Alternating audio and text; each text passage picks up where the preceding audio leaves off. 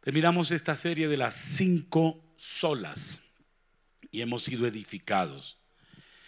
Las 5 solas son el resumen de las 95 tesis que colocara el 31 de octubre de 1517 Martín Lutero, y que básicamente tienen que ver con el enfoque que tiene la iglesia en relación con Dios a través de la palabra. Enfoque en Dios, pero a través de la palabra, no a través de dogmas, no a través de tradiciones. Les explicaba hace un par de domingos que cuando preguntan cuál es la diferencia entre los unos y los otros, yo puedo decir que sí hay una diferencia, porque constantemente nos preguntan, o nos dicen, más bien, no nos preguntan, nos dicen, cantamos igual, creemos en un mismo Dios, vamos a un mismo cielo, creemos en un mismo Jesús que nos redimió. ¿Cuál es la diferencia? Les digo, hay una. Nosotros creemos en la revelación de la palabra y ustedes creen en la tradición del magisterio eclesiástico, y ahí ya hay una diferencia, porque es necesario creer a la palabra de Dios.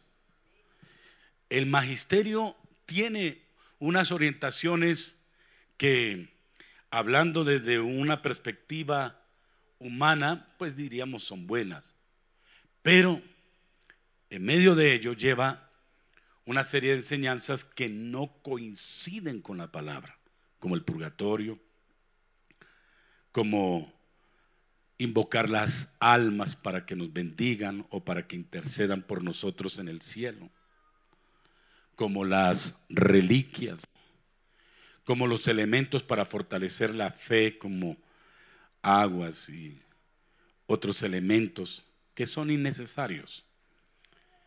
Y lo que conllevó a romper esa práctica medieval por parte de este sacerdote católico Martín Lutero fue el encontrarse con la palabra después de experimentar mucho vacío.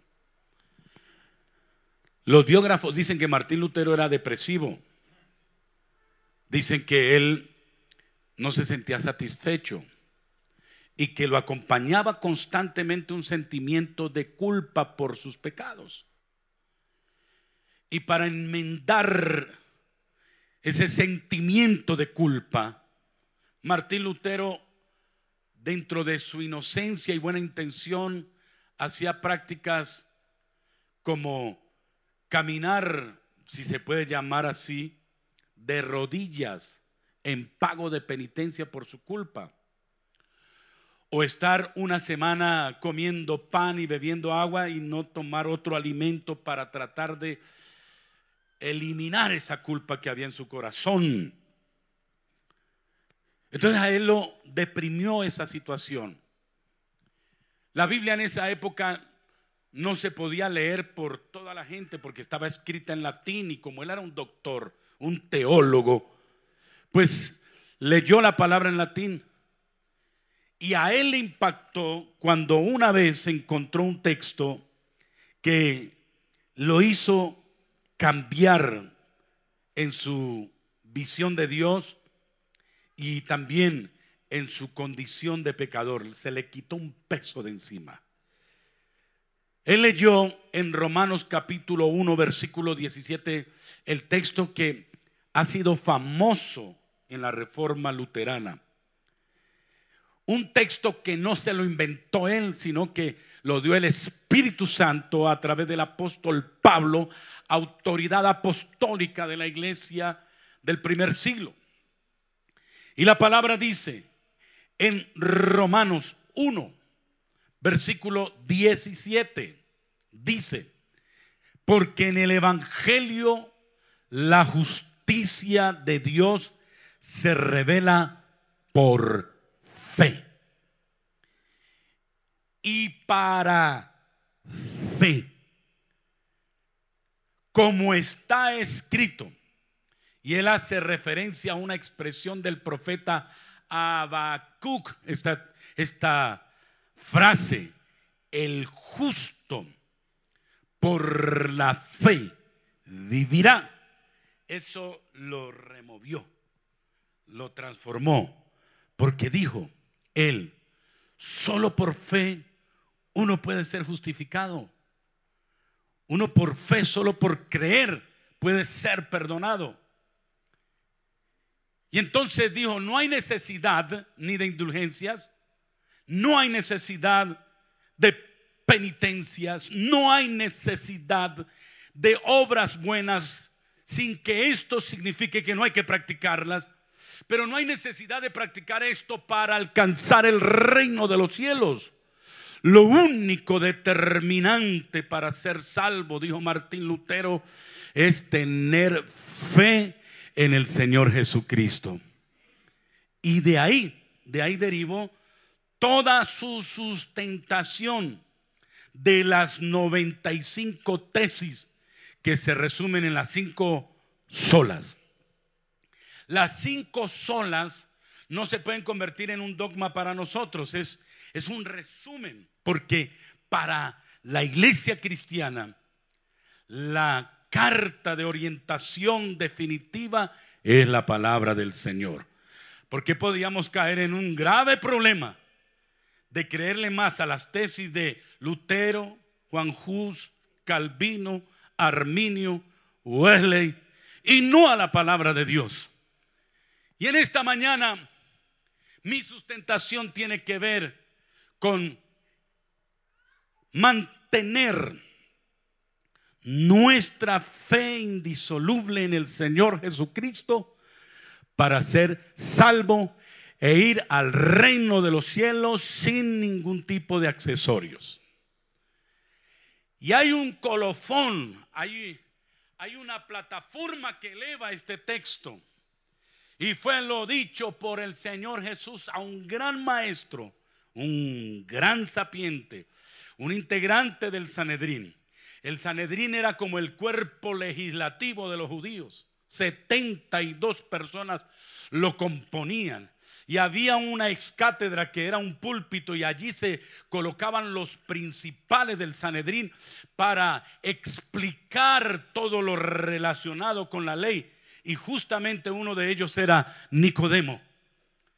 Y Jesús le habla a Nicodemo esa expresión que es muy conocida por todo el mundo y por toda la iglesia en Juan capítulo 3 versículo 16. Porque de tal manera amó Dios al mundo, para que todo aquel que en él cree no se pierda, mas tenga la vida eterna, haciendo hincapié que debe creerse en el enviado de él, que es Jesucristo, su Hijo unigénito, a quien damos la gloria en esta mañana y nuestro reconocimiento, porque Jesucristo es el Salvador, es el Rey, es el motor de nuestra fe, es el centro de la adoración. Hay que adorar al Padre, adorar al Espíritu Santo, pero lo que enseña la Biblia es que cuando se adora a Cristo, ya por inercia se adora al Padre y se glorifica al Espíritu Santo. Filipenses capítulo 2 dice que toda rodilla se doblará, toda lengua confesará que Jesucristo es el Señor, para gloria de nuestro Dios Padre. En otras palabras, cuando tú adoras a Jesús, el Padre se siente adorado y se siente regocijado, y el Espíritu Santo confirma esa adoración. Por eso que la iglesia debe siempre enfocarse en Jesucristo el Señor. ¿Cuántos lo adoran en esta mañana? Pregunto, ¿cuántos adoran a Jesús en esta mañana?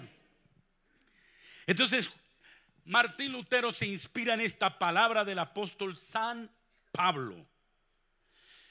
Y yo deseo en esta mañana, para efecto de ampliar un poco más la sustentación sobre la sola fe en Jesús para ser salvo, considerar uno de los discursos más profundos, más teológicos, uno de los discursos que conllevan mucha sabiduría, dado a un hombre importante como lo fue, dije anteriormente, Nicodemo, miembro del Sanedrín.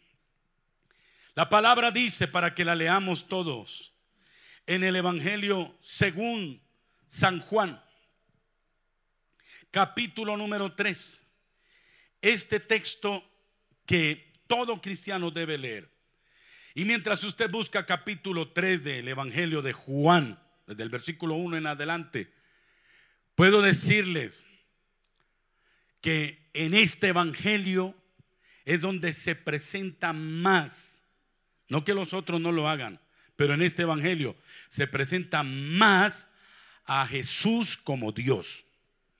El introito de este Evangelio justamente es el enunciado de que Jesús es Dios, porque dice: en el principio era el Verbo, y el Verbo era con Dios, y el Verbo era Dios.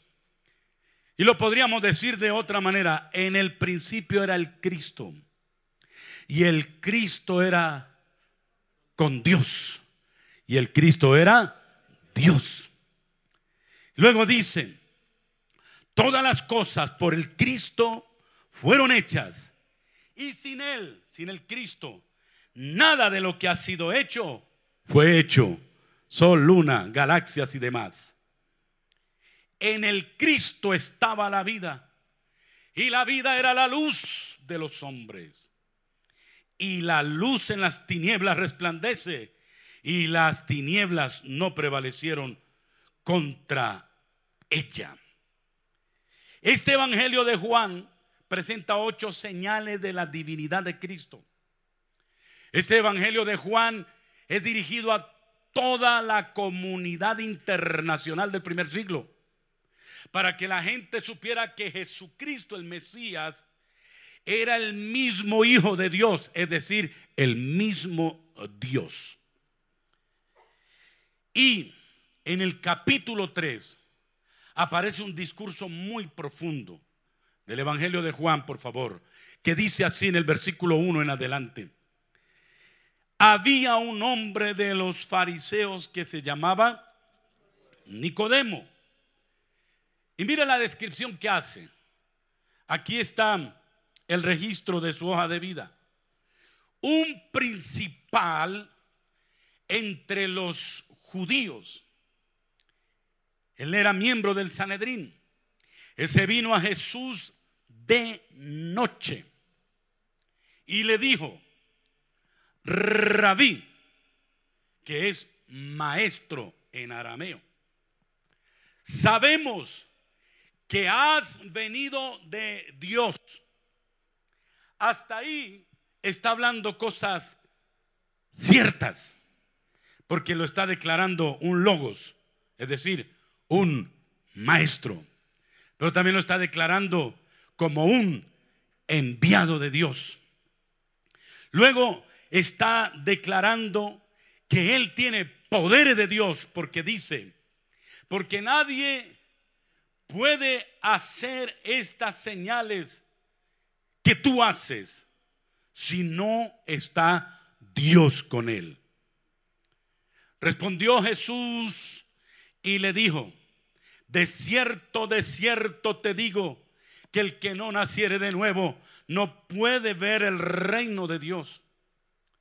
Nicodemo le dijo, desde su perspectiva muy lógica, como maestro, le dijo: ¿cómo puede un hombre nacer siendo viejo?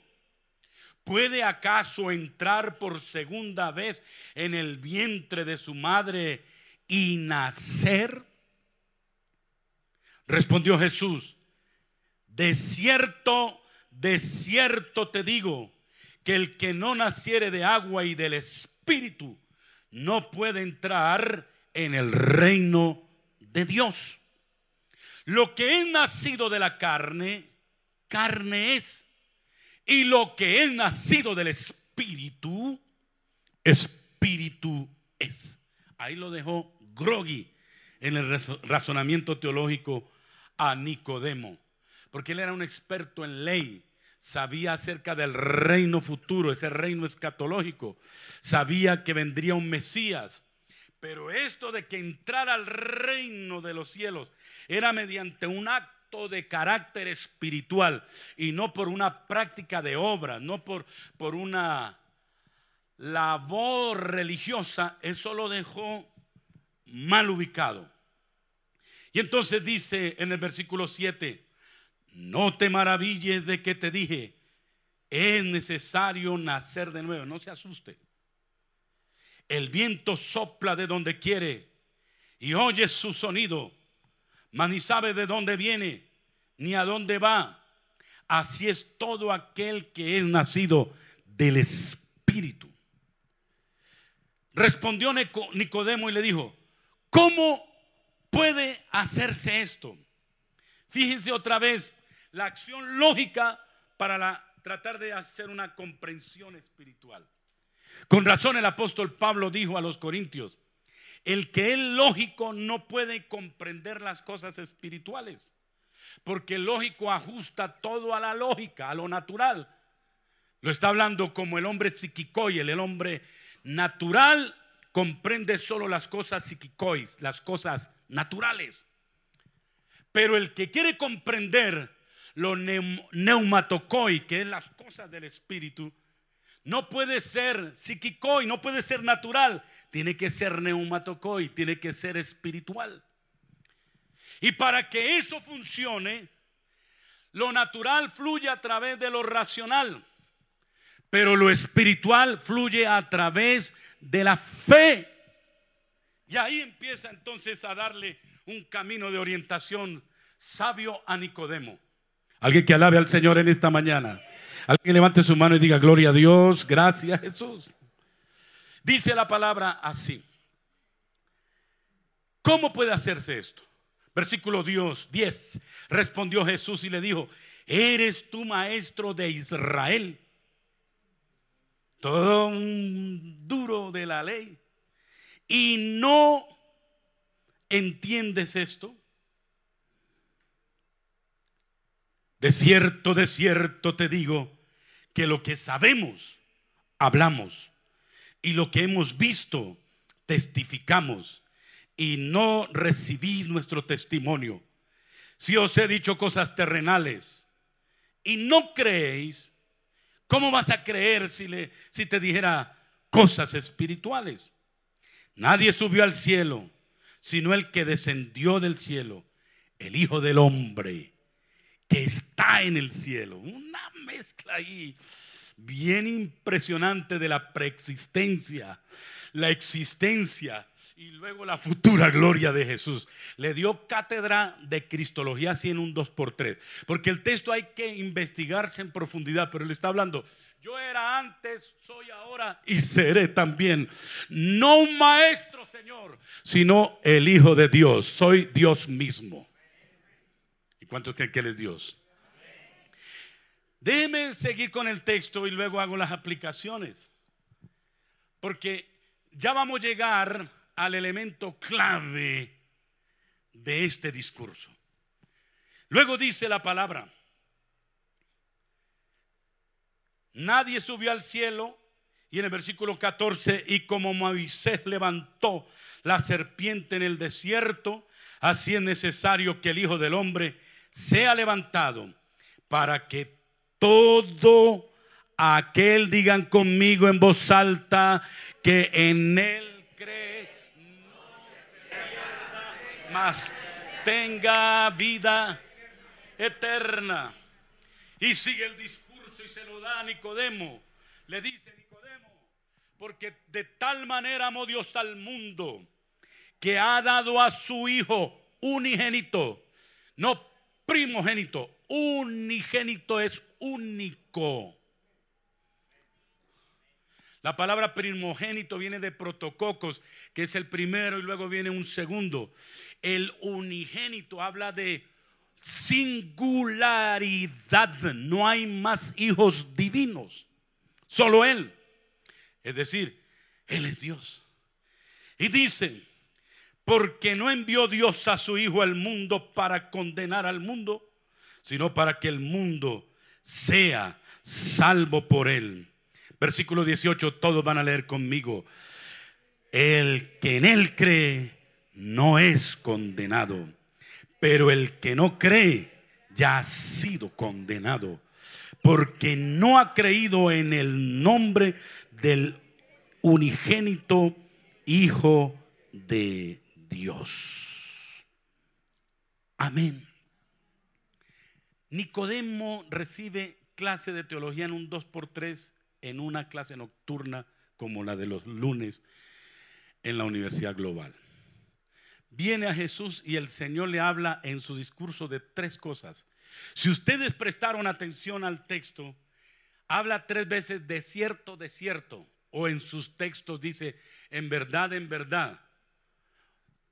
3 veces, donde está haciendo alusión al Espíritu Santo, B, al Padre y C, al Hijo. Después tendríamos que conversar del tema, pero usted me va a creer que está hablando del Padre, del Hijo y del Espíritu Santo. Naciendo del Espíritu Santo. He aquí el enviado del Padre, el unigénito Hijo, la segunda persona, el Cristo. Y está hablando acerca del Padre. Lo que vemos, eso hablamos. Lo que recibimos, eso le decimos, haciendo una alusión tácita al Padre. 3 secciones de este discurso.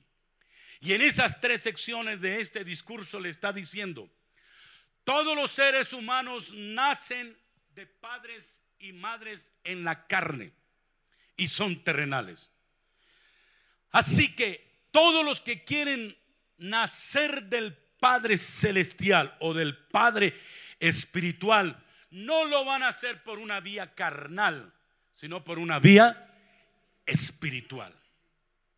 Y para que sea por medio de una vida espiritual, se requiere de la tercera persona de la divinidad, que es el Espíritu Santo, para dar convicción. Por eso que Jesús dijo: y yo enviaré al Consolador, y Él vendrá a redarguir al mundo. Él traerá juicio y justicia. Va a enseñar eso. Y explica cada uno de estos elementos también que no vienen al caso ahora.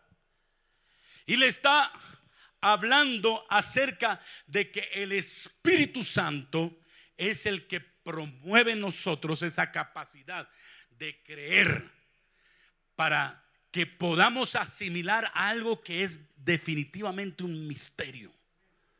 Porque para mí, y creo que para ustedes, lo que tenemos hoy es un gigantesco acto de fe.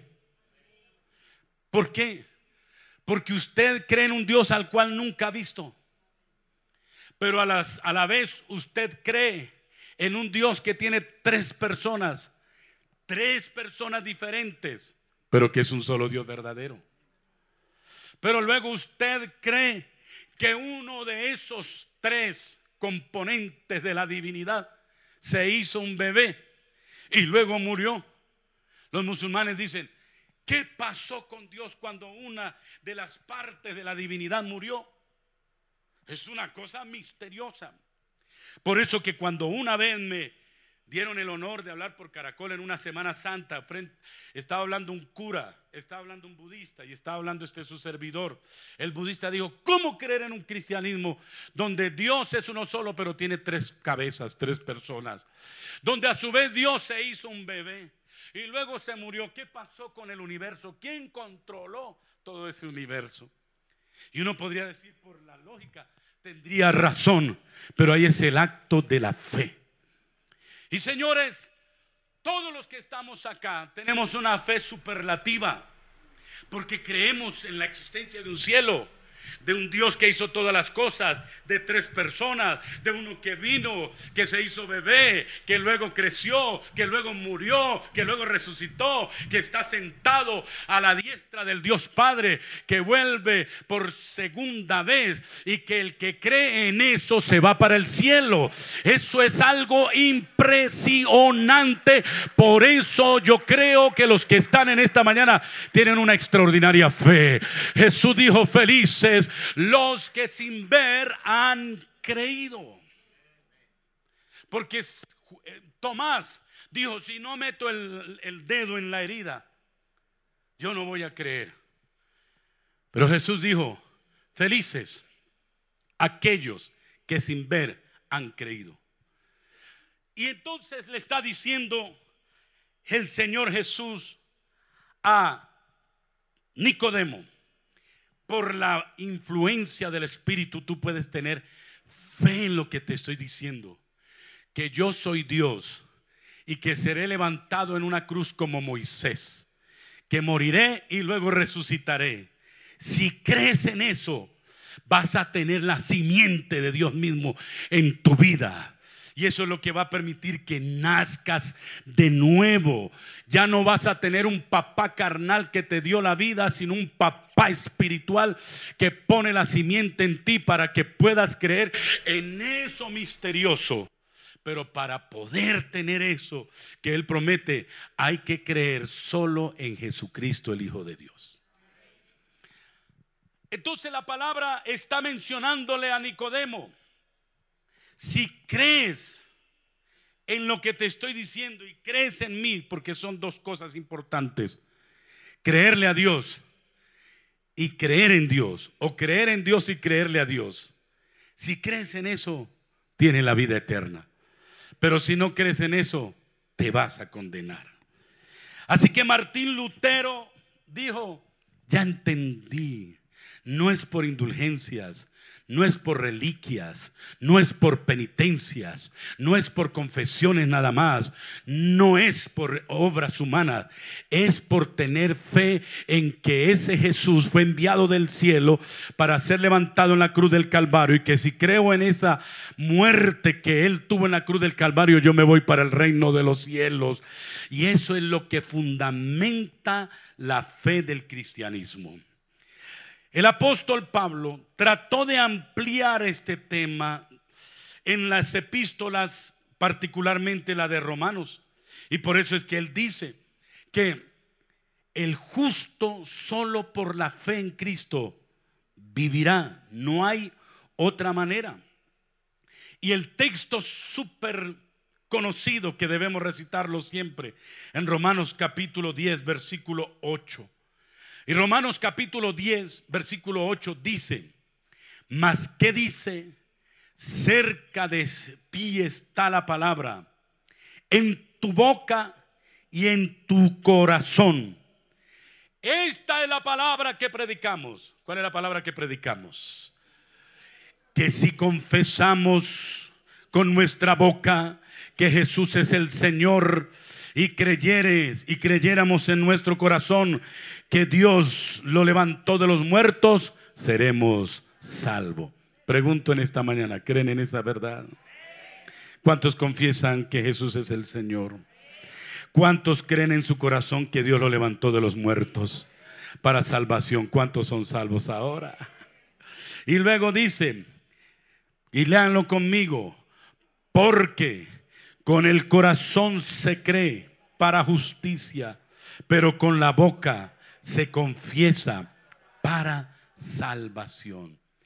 Si crees en tu corazón que Jesús fue enviado del cielo y que por la obra del Espíritu Santo puedes tener esa fe de creer en ese misterio invisible, y luego lo confiesas, habrá dos acciones: eres declarado justo, es decir, si eras una persona que debías pagar una condena, ya no la pagas.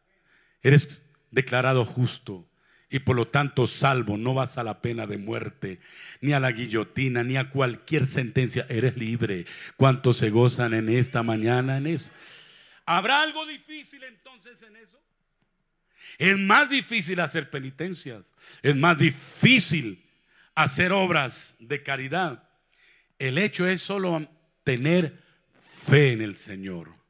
Y Jesús dijo: el que cree en mí no es condenado, porque el que no cree ya ha sido condenado. Hermanos amados, en esta mañana la certeza que debemos tener todos los que estamos aquí es que Jesucristo es el único Salvador.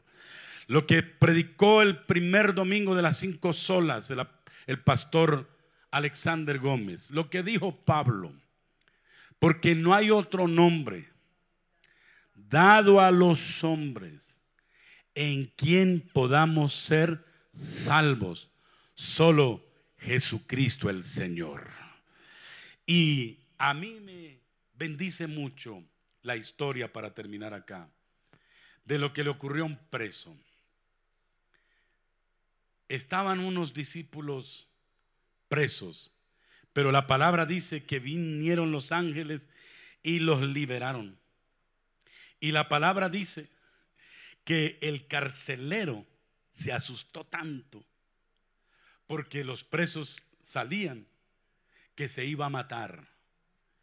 Y entonces el carcelero, el que estaba cuidando a los apóstoles, dijo: ¿qué debo hacer? Y los apóstoles le dijeron: cree, solo cree en el Señor Jesucristo y serás salvo, tú y toda tu casa. No le dijo nada más. Y esa es la fe que hoy nos alimenta. Cierro acá. Tú eres cristiano por Cristo. Y de hecho el gentilicio es por Cristo. Y si tú eres cristiano, el domingo debes siempre colocar de relieve a Jesucristo. Todo lo que hagas debe honrar a Jesucristo. Tu inspiración de adoración debe ser Cristo. Tu oración debe hacerse en el nombre de Cristo. Tu salvación depende solamente de Cristo. La iglesia es la esposa de Cristo. Los creyentes gobernaremos este mundo por haber creído en Cristo. Jesús el Señor vendrá por una iglesia que ha creído en Cristo. No hay otra razón de nuestra fe, solo Jesús. Y cuando tú no le hablas directamente al Padre, sino que adoras a Jesús, no pienses que el Padre se molestó o que el Espíritu Santo dice: ¿y a mí qué? Ellos dos impulsan a la iglesia a que honremos a Jesús, porque Él recibe toda la preeminencia y todo el honor y toda la exaltación, porque se murió por ti, porque se vino a esta tierra y dio la vida por tu vida. Por eso hay que adorarlo en espíritu y en verdad. El que cree en Jesús tiene la vida. El que no cree en Jesús está condenado.